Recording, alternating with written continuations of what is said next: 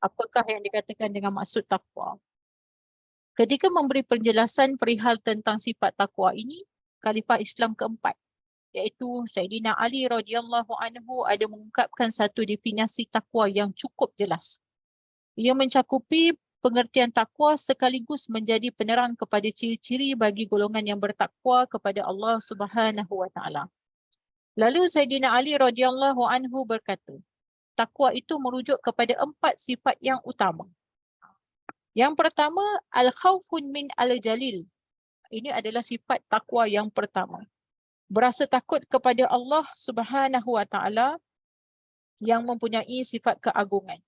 Seseorang yang jelas keimanannya pasti akan sentiasa berasa takut kepada Allah Subhanahu wa taala. Dan di sebalik apa yang dikurniakan oleh Allah Subhanahu wa taala kepadanya. Bukan kata dalam kata erti kata dia takut hanya kepada Allah, tetapi dia juga takut dengan apa yang Allah berikan kepada dirinya. Menunjukkan kepada dirinya akan keimanan terhadap diri seseorang itu. Sebab dia memandang semua yang dia miliki itu hanyalah kurniaan Allah semata-mata. Contohnya macam kalau kita tengok, kita dapat masuk dekat dalam majlis kuliah, ini kurniaan Allah. Di mana Allah mampu menarik kembali. Di mana Allah mampu untuk mengambil kembali. Maka kita beruntunglah. La in syakartum la azidannakum. Jadilah orang-orang yang sentiasa bersyukur di atas segala nikmat-nikmat Allah. Dapat berkumpul. Kalau pada malam ini insya-Allah pembukaan pada 86.0 selawat tafrijah syukur rahmat. Dalam keadaan kita lemah dan gemalai sampai juga akhirnya. Itu bagi yang pertama, iaitu takwa yang didefinisikan adalah dia takut kepada Allah. Yang kedua, al-amalu bi at-tanzil, yang membawa maksud beramal dengan apa yang diwahyukan daripada Allah Subhanahu wa taala. Maka seseorang perlu membuka sehabis baik bagi menunaikan amal ibadah sesuai dengan apa yang diperintahkan oleh Allah melalui apa? Melalui Al-Quran dan As-Sunnah. Caranya macam mana? Maka bacalah Al-Quran dan hadis-hadis baginda Nabi Muhammad sallallahu alaihi wasallam. Sekiranya kita tak faham maknanya, kita fahamilah dengan mencari guru. Sekiranya kita tidak tahu apa yang dimaksudkan, maka kita kena bertalaki dalam mencari guru. Dan beramal apa yang terkandung di dalamnya. Beramal ini juga membawa erti dengan kita kata mengimani terhadap ayat-ayat Al-Quran tersebut. Itu bagi yang kedua.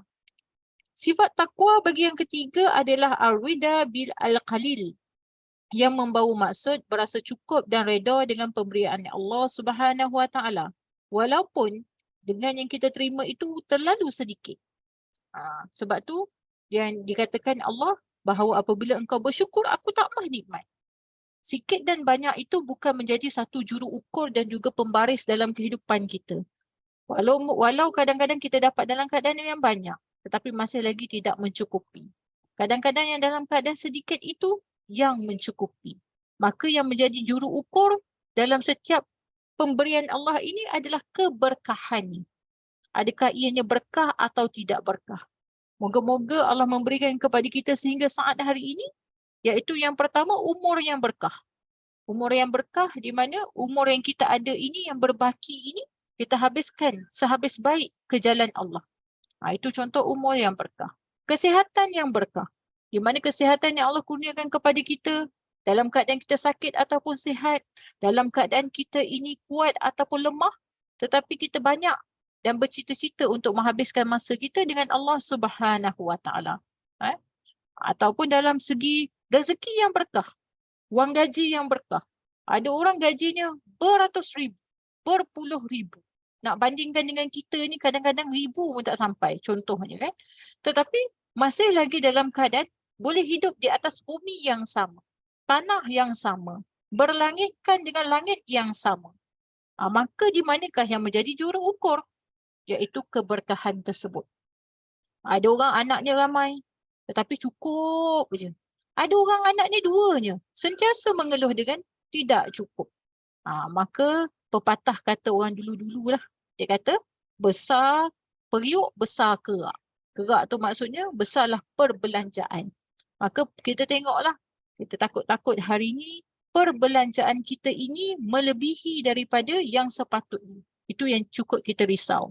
Apabila dia pergi pada melebihi, maka ia telah termasuk di dalam perkara-perkara yang boros, iaitu membazir lah. Membazir ni tambah tolak cerita dia sama dengan tetap juga mendapat dosa. Orang mukmin akan sentiasa bersangka baik kepada Allah. Pasti di sebalik setiap pemberian nikmat kepadanya akan dirasakan cukup. Walaupun ianya hanya secebis. Semua sentiasa dirasakan cukup. Sebab itu Allah memulakan kalamnya dengan kalam Alhamdulillahirrabbilalamin. Iaitu segala puji kepadamu ya Allah. Allah tak minta apa-apa dengan kita melainkan Allah suruh kita ini puji je dia.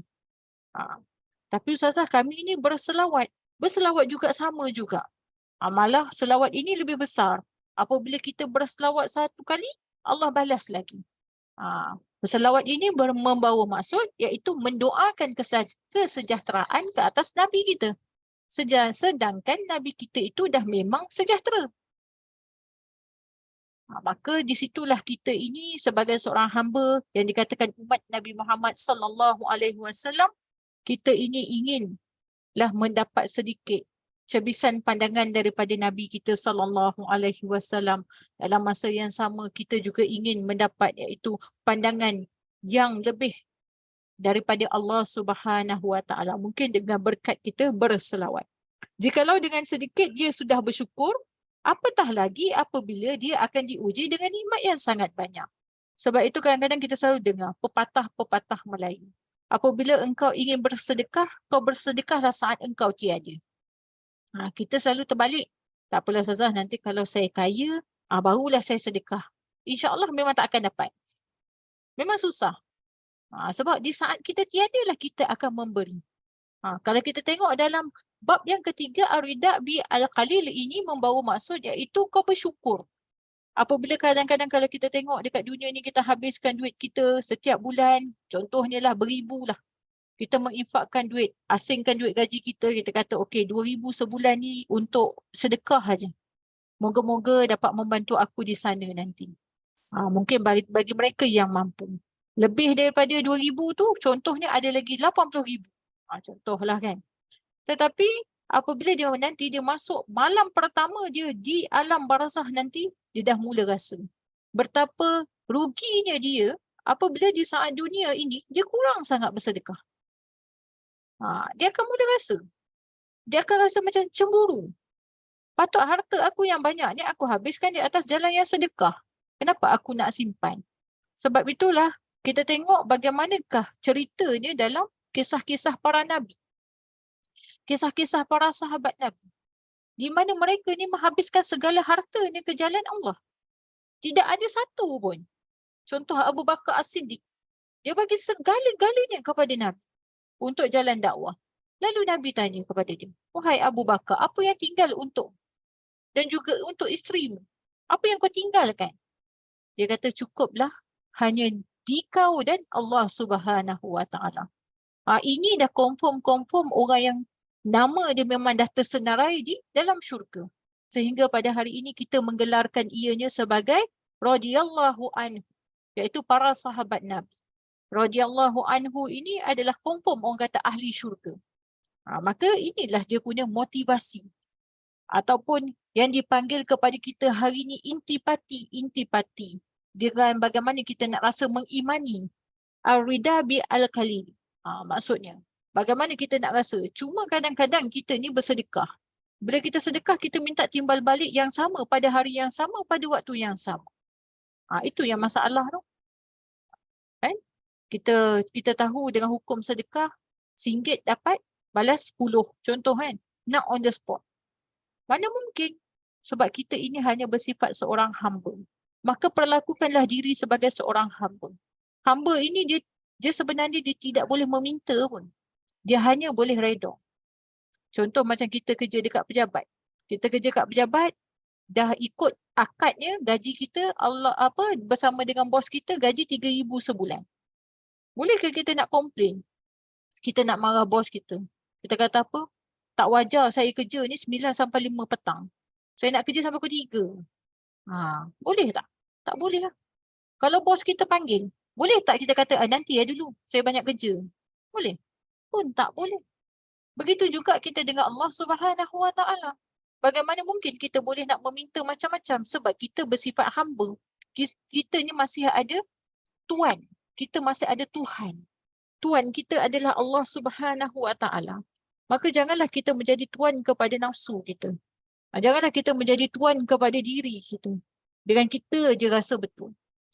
Ini dalam Ar-Rida bil Al-Khalil. Maka mereka akan merasai kemanisan-kemanisan saat mana mereka itu bersyukur.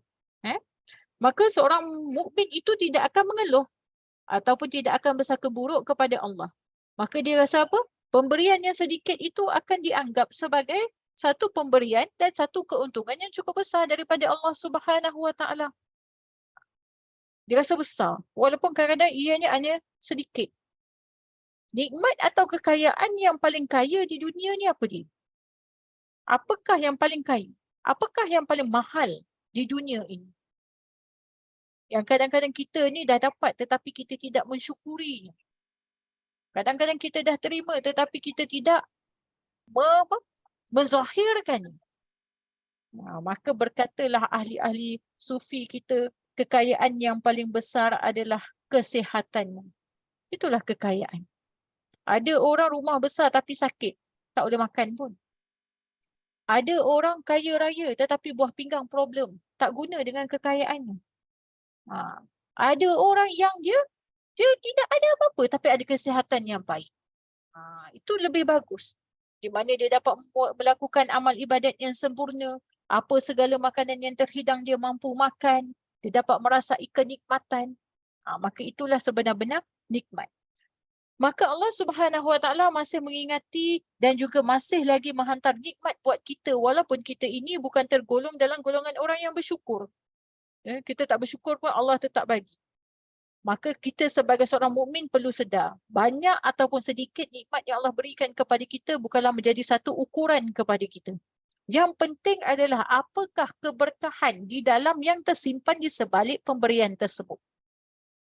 Sebab itu kalau kita belajar, ini ilmu yang paling tinggi yang kita perlu gapai adalah ilmu tasawuf. Itu adalah ilmu yang paling tinggi, yang melibatkan pensalikan hati. Bagaimana untuk menyucikan hati, bagaimana untuk kita menghantar kerohanian kita kepada Allah. Itu paling mahal. Ataupun ilmu yang paling tinggi berbanding dengan ilmu-ilmu yang lain. Iaitu ilmu perkenalan kita kepada Allah Subhanahu Wa Taala. Maka kerana nilai yang bernama berkat, rezeki daripada satu tangkai pun mampu mengeluarkan banyak biji-bijian ataupun buah-buahan. Satu tangkai. Hanya satu tangkai boleh keluar banyak hasil. Contoh kita tengok buah petai. Dapat sepapan tu, berapa butir dia punya mata tu kita dapat. Maksudnya keberkahan itu ada pada benda tersebut. Bukan dinilai berapa papan yang kita dapat. Maksudnya ibarat yang diberikan oleh penulis adalah sampai ke tahap ini. Dan satu tangkai pun mampu mengenyangkan ruang perut manusia yang banyak. Kuantiti tidak begitu penting. Yang lebih penting adalah kualiti tersebut. Maka dalam amal ibadah kita pun bukanlah bilangan yang menjadi juru ukur. Kita nak tengok. Sebab tu Allah kata, aku paling suka satu amalan yang istiqamah walaupun ianya sedikit. Istiqamah ni nak berlaku setara mana? Lajaklah sampai 40 hari. Terlebih 40 hari, lajaklah kepada 3 bulan. Lepas tu kau teruskan. Amalannya sedikit. Tetapi Allah sangat mencintainya. Itu yang dikatakan berkat. Maka tidak mustahil meskipun satu pemberian itu banyak, tetapi sekiranya tidak ada keberkahan terhadap pemberian tersebut, ia tetap tidak mampu mengenyangkan perut manusia walaupun bilangannya tidak ramai. Di situ dipanggil berkah. Kadang-kadang berlaku dalam diri kita. Makanan sikit. Tapi bila kita share tu, ya Allah, cukup. Ada makanan yang banyak. Tapi tak cukup. Maka kita tengoklah. Yang dikatakan di situ adalah keberkahan. Dan yang terakhir dalam golongan sifat bertakwa yang dihuraikan oleh Sayyidina Ali radhiyallahu anhu, al-isdadu li yaumil arrahil, yang membawa maksud sentiasa dalam keadaan bersedia untuk hari kematian dan pulang menghadap Allah Subhanahu Wa Taala. Ini yang keempat ini merupakan kemuncak daripada erti takwa. iaitu sentiasa mengingatkan diri kita ini saat kematian. Contoh pada malam ni, kita kata, temu tak aku esok ni? Ni bulan Syakban ni, temu tak aku dengan bulan Ramadan ni?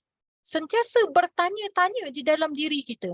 Maka apabila kita sentiasa membuat persiapan untuk menuju kepada kematian, ia dianggap sempurnalah nilai takwa dalam diri seorang mukmin. Di situlah Saidina Ali radhiyallahu menggolongkan 4 golongan. Yang pertama adalah mereka yang berasa takut dengan Allah dan juga nikmat Allah. Yang kedua, orang yang beramal apa yang telah diwahyukan oleh Allah Subhanahu wa taala.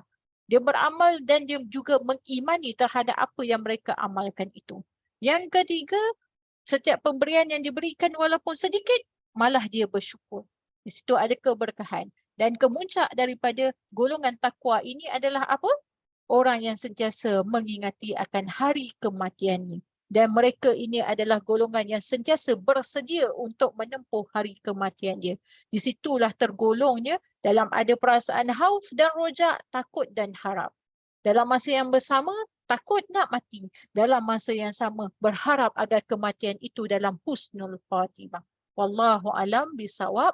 Itu untuk kita punya tazkirah ringkas bagi nasihat bagi hati. InsyaAllah kita akan